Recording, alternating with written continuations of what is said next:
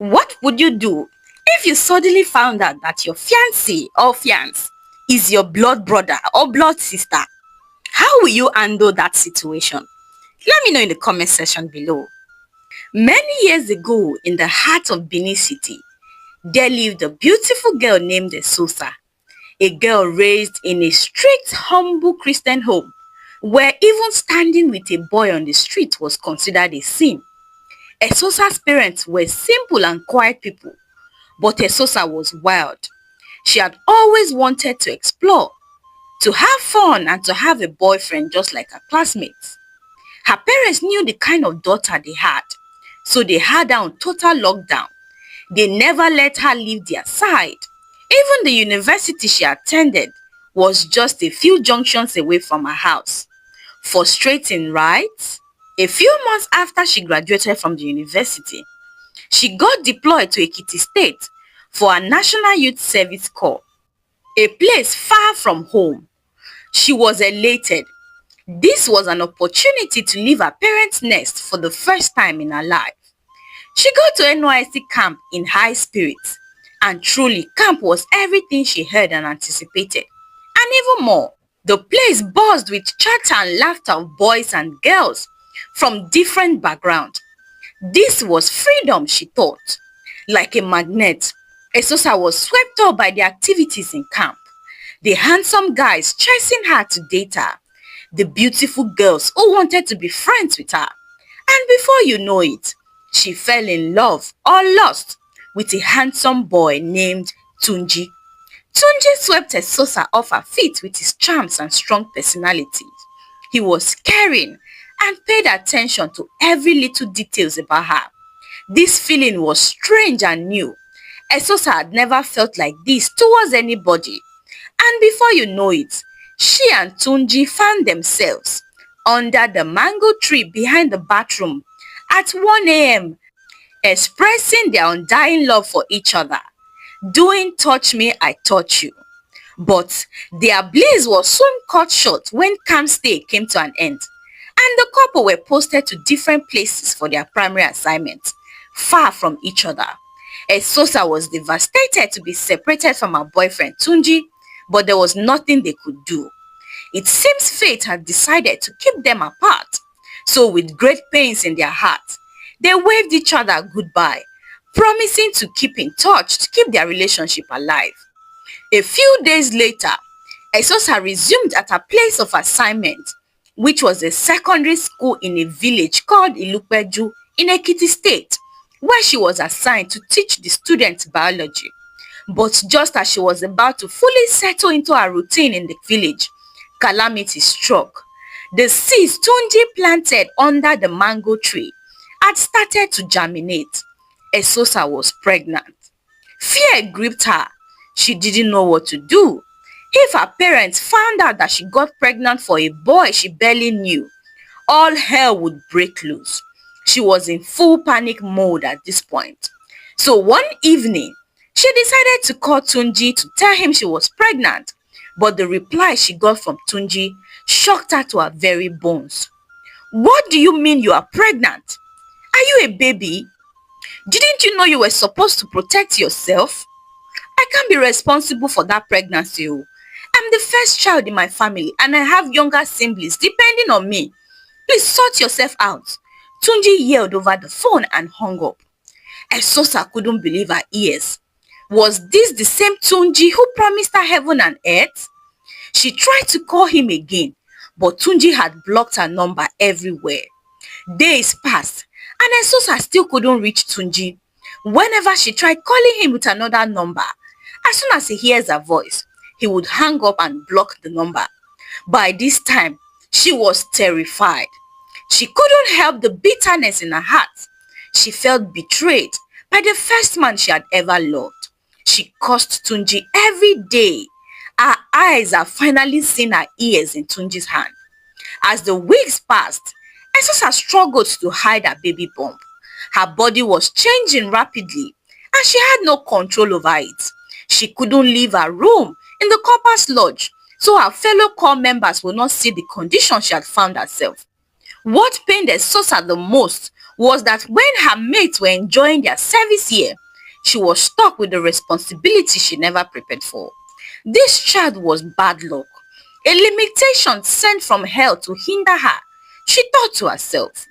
A few months later, Esosa had a beautiful baby boy named Kelvin, a child she despised with passion. Other mothers said that when they saw their babies for the first time, they felt overwhelming joy. But that was not the case for Esosa. She felt hatred and anger towards the child. She wanted him gone from her life. She thought about the shame and disgrace she would face if people found out about her pregnancy out of wedlock. So Esosa decided to leave the child with Iya, the caretaker of the Corpus Lodge, an old woman who had helped her during her pregnancy. She promised Iya that she would come back for him when she gets a job and gets settled in the city. That was how Esosa returned to the city like a Virgin Mary, closing that ugly chapter of her life as if nothing ever happened. A few months after she returned from Ekiti, Esosa got a job at a marketing firm. The pay was good, and it felt like her life was finally picking up again. For the first time in months, Esosa felt truly happy and free. She went on dates and lavish parties because why not? She was still young and beautiful. It was at one of such parties that she met Brian, a handsome, tall and gentle man. Brian was a billionaire's son who had spent many years schooling abroad and had only just returned to take over his father's business. His father was a wealthy businessman and politician from a very powerful family in Benin. After their first encounter at the party, Brian and Esosa clicked immediately. Like two puzzles fitting together, it felt as though they were meant for each other. Small talk here, small call there, and before you know it, they fell in love with each other. And in a few months, Brian proposed. Esosa was overjoyed. In fact, she couldn't believe her luck to be engaged to a man like Brian. He was the total package. Finally, her dream of marrying a rich man was coming to pass. But amidst her joy was the nagging feeling she couldn't shake off. Her son, Kelvin. She had promised Iya to come back for him once she settled down. She was settled now. In fact, life was going well for her. But she couldn't afford to reveal that part of her life to anybody, particularly her fiancé, Brian. She feared that Brian would dump her and his family would never allow him to be with a single mother if they found out that she had a son. She thought about the matter long and hard, and leaving him with Iya was the best option for everyone. A few weeks later, Esosa got married to Brian. The wedding was a lavish societal wedding. The event was graced by wealthy guests from all walks of life. Esosa was overwhelmed with joy. Immediately after the wedding, Esosa was taken away by her husband to Paris for their honeymoon, and when they returned, she was swept up into the lavish rich wife routines. She was carried away by hosting lavish parties and events, expensive vacations in Dubai and Paris, and expensive shopping spree that she completely forgot about her son in the village. A few months later, Esosa got pregnant, and the couple were elated to be starting a family. Brian lavished expensive gifts on Esosa. He even bought her a new Mercedes-Benz and bought her expensive jewelry that were pure diamonds. Life was good for Esosa, but that was not the case for Iya and her son back in the village. Iya's health was deteriorating by the day. She could no longer do the things she used to do, and taking care of Kelvin was even a greater challenge. She called Esosa several times to come and take her son to the city, but Esosa never responded. It got to a point that Esosa stopped taking the old woman's calls. It felt as though Iya was a pest that she needed to get rid of. She was pregnant for her husband now. She didn't want any stress or issues in her marriage. Months passed, and Iya became gravely ill, and one night she kicked the bucket, leaving Kelvin, who was now 3 years old, alone with no one to care for him. Iya was buried by the villagers because she had no children or relatives, but they didn't know what to do with the little boy, and nobody wanted to take a strange child in. That was how Kelvin became a village child who who roamed around aimlessly with dirty and tattered clothes. Sometimes the villagers would take pity on him and give him food. Other times he would starve or eat junks from the trash. Kelvin became a burden to the villager, a disease they couldn't get rid of. One day, a beautiful doctor named Adana came to the village market for medical outreach. Dr. Adana owned an NGO that helped people in rural communities get medical care. She was a regular visitor in Ilupeju. Everybody knew her and loved her. That day, as Dr. Adana was walking around in the market, greeting the villagers and checking on them, her eyes landed on the small frail child that sat at a corner with his clothes dirty and tattered. Dr. Adana was struck by shock and surprise at the state the child was in. She approached him to ask what he was doing there and where his parents were. But the boy just sat there mute, staring back at her with those eyes that called to her for help.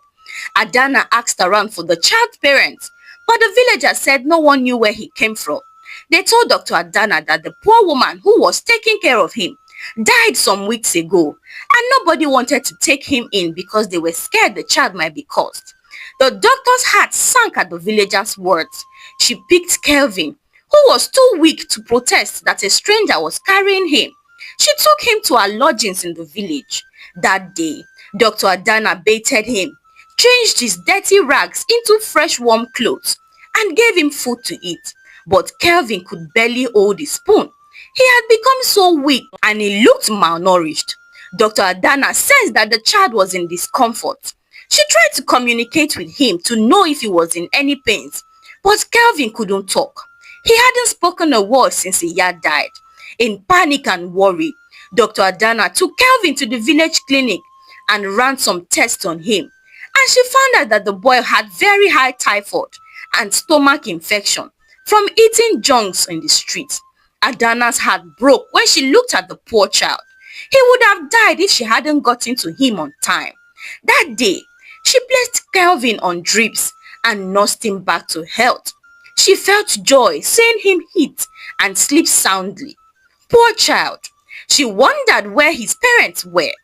A few days later, Dr. Adana's outreach came to an end in Ilupeju, and she started packing her bags to return to the city. But she couldn't shake the feeling of guilt and overwhelming pain at the thought of leaving Kelvin behind in the village. The boy had no one, and he would return to the streets once she left. So with determination in her heart, she made up her mind to take Kelvin to the city with her. That day, she went to the house of the village chief to ask for permission to take Kelvin back to the city with her. And the chief agreed immediately. They were tired of having the boy roam around like a lost lamb. That was how Adana took Kelvin to the city. When they got to a lavish mansion in the city, Adana helped Kelvin settle into his new life. She taught him how to communicate. She adopted him as her own son and put him in a good school, where Kelvin quickly learned how to read, write, and speak fluently in English. Adana was surprised by how well-behaved Kelvin was. He never threw tantrums like other kids his age. He was very intelligent, and he picked up his studies rather quickly. Adana and her husband adored their adopted son. They couldn't have children of their own, but God blessed them with a wonderful son, Kelvin. Now let's go back to Esosa. A few weeks after he had died, she had a beautiful daughter named Sophia, who she adored unlike her first child. Years passed and Sophia grew into a beautiful and well-behaved teenager. She was intelligent, always taking first in class. She was the pride of her parents, and when she turned 18, Brian and Esosa decided to send her abroad to study. Sophia resumed classes in a university abroad, and there she met a young man named Kelvin. They were in the same department. Sophia couldn't explain the strange attraction she had towards Kelvin. From the moment she laid eyes on him, she felt this strange force pulling them towards each other.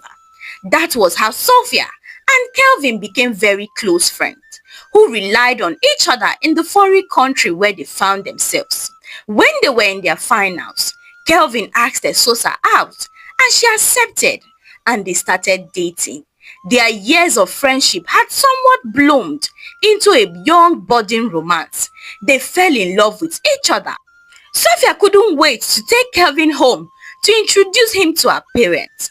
A few months later, they graduated from the university and they returned back to Nigeria.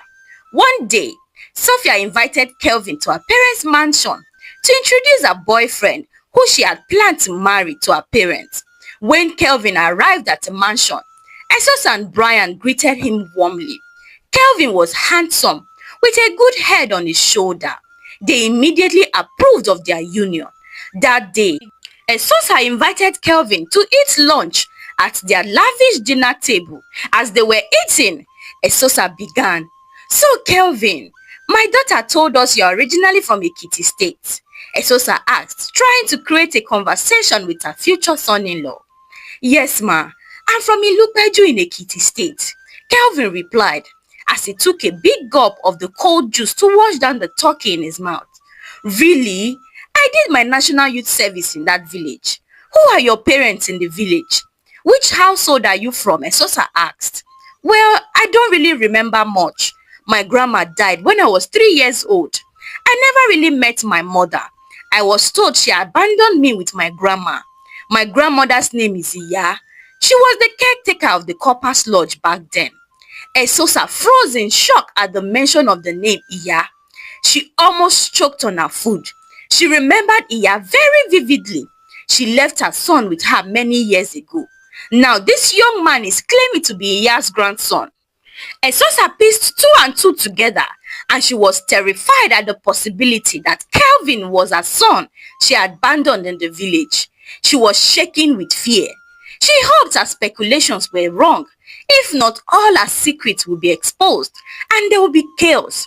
Esosa asked the year Kelvin was born, and she discovered that was the year her son was also born. She prayed that her suspicions were false. Through her lunch that day, Esosa was quiet. Worry and fear clouded her mind. She knew she had to act fast before things got too late. She had to stop the wedding from happening if Kelvin was her son. So that week, Esosa went to Ilupeju to ask questions about Iya and the little boy. When she got to the village, she was told Iya died many years ago and left the poor boy with no one to take care of him. She was told the boy suffered and roamed the village for weeks until a kind doctor saw him and took him to the city. When Esosa dug deeper, she discovered that the doctor was none other than Dr. Adana, Kelvin's adopted mother. It was then reality hit her in the face like a brick. Kelvin was the son she abandoned years ago, and he had found his way back into her life, not as a son, but as a son-in-law. Esosa cried bitterly. Guilt ate her up. She regretted her actions for ever abandoning the boy in the village. Now see how fate has taught her a bitter lesson. But the real problem now was how to come clean to her daughter and husband. How will she confess to them that Kelvin was indeed her son that she abandoned? Sophia will be devastated to find out that her boyfriend, who she plans to marry, is her elder brother. That day, Esosa returned home dejected to face her ugly past. When she got home that evening, she called Sophia and her husband Brian and began, "I have something very important I want to share with both of you." Esosa said as tears streamed down her face. "I made a very terrible mistake many years ago, and now my past has caught up to me. Sophia, my daughter, I'm really sorry, but I need you to end your relationship with Kelvin this instant.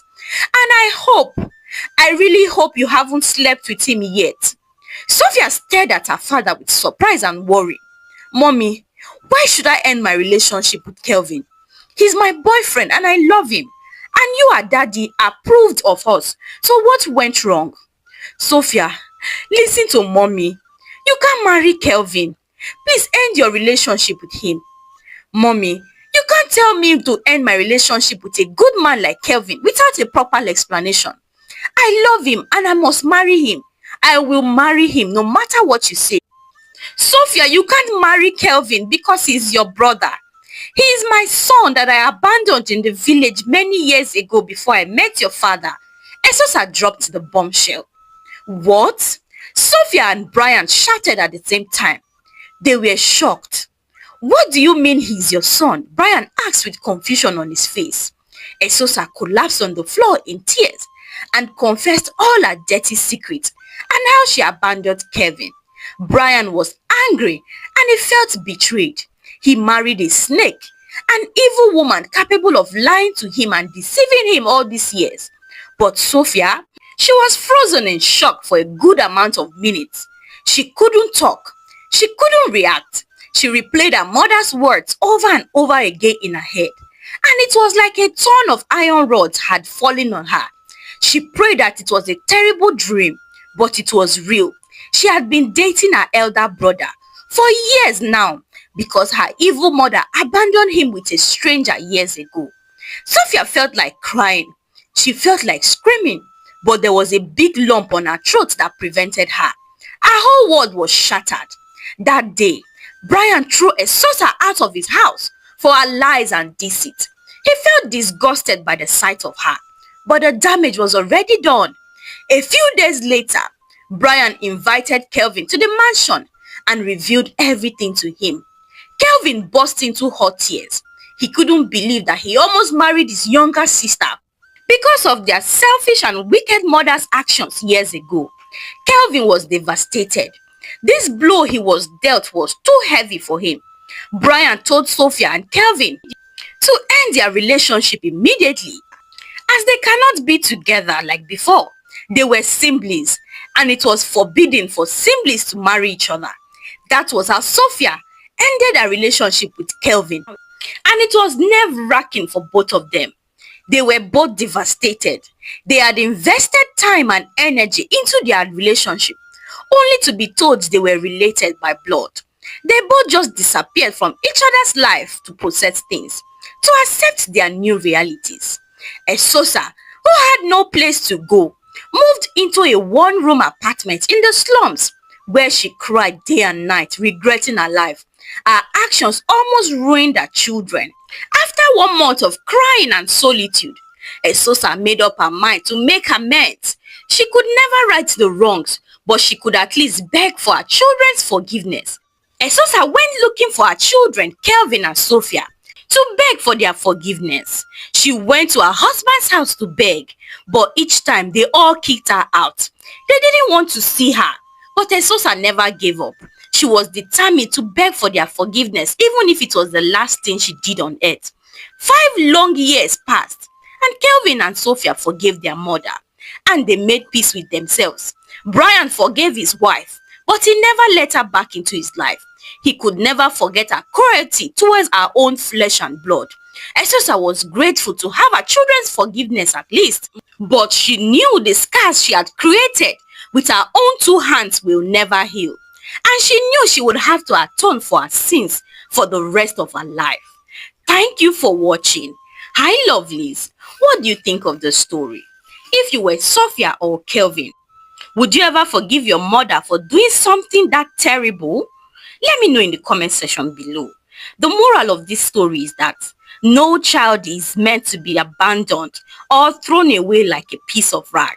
If you are responsible for bringing a child into this world, you should be responsible for taking care of the child. Let me know of your thoughts in the comment section below. Please give this video a thumbs up if you haven't done so by now. Subscribe to our channel if you haven't done so by now.